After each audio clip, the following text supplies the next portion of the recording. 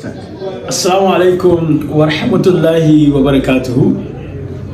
Barkamu da sake dawowa a cikin wannan shirin da muka samu suna POS Lecture. Wannan shine episode 10. Idan yau ko yanzu ka fara kallon mu ko kai joinin din wannan channel namu, muna sanar da kai cewa kamfanin TK1 Communication bangaren data service su ne sun ka ɗauki nauyin kawo muku wannan bidiyoyin a kowane lokaci don ɗai wayar da kai da kuma ƙara ilmantarwa da sanin abinda ake cema wato mu'amala dangane da na'ura ta POS. Allah samu dace.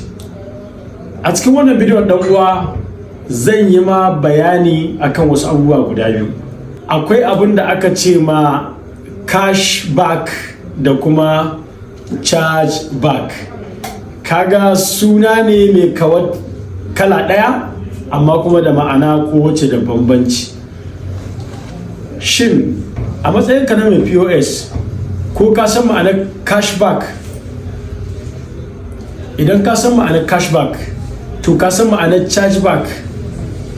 Idan ka san ma'anar chargeback, shin ka san yadda za ka amfani da suwa domin ka mori wato alfanun da yake ciki?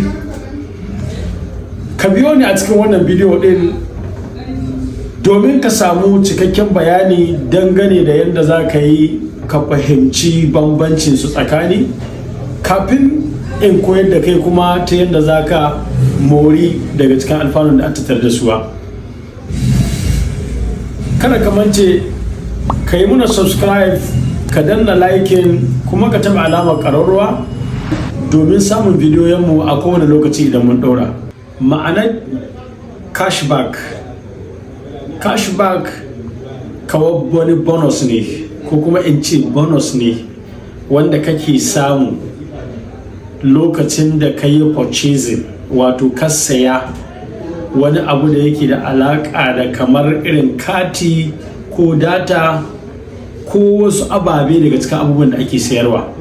To kamfani sai ya decided cewa zai rinka bayar da cashback, wato zai bayar da bonus, zai bayar da reduction, wato zai rage wani kuɗi wanda idan an sai abu kaza abun 10,000 yake, to in ka sai shi 10,000 to ni kamfani zan dawo ma da naira 1,500. to wannan ragowar da na yi ma ita aka ce ma cashback. don haka za a buga yanar 10,000 yake, kowa ya sani kana biya.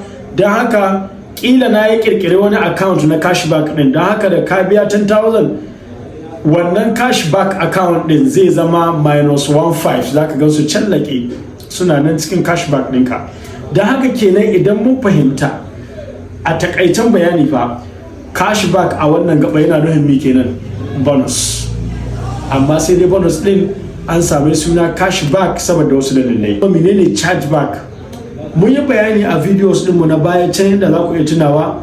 Chargeback abinda yake nufi ka samu matsala, ka yi transaction ka tura ma wani kuɗi amma ka yi wrong account, ko kuma ka tura ma wani kuɗi ka sayi kaya ya ƙi turo ma kayan, ya kashe waya tai ya tsere ko wani abu makamancin haka. sai ka tafi banki ka ce su baka chargeback form, sai ka cike domin a caji wannan kuɗin da ka tura same amount su dawo ga account ɗinka. wannan click ɗin da an ka yi ga wancan account da an ka yi deducting, wato an ka zare wannan kuɗin sun ka dawo ga account ɗinka, shi aka ce ma chargeback. wannan shine bambancin su guda biyu a takaice. idan lokaci ya bayar kila zuwa gaba za mu yi asalin lecture akan abin da ya shahi cashback da kuma chargeback. amma dai ina sa da in Allah ya da ka ɗan ilmantu da wani abu kaɗan daga cikin wannan videos da kuma bayanin da na yi a takaice. mun gode. kada ku manta kamfanin TK1 Communication bangaren data services ne suka ɗauki nauyin wannan videos ɗin.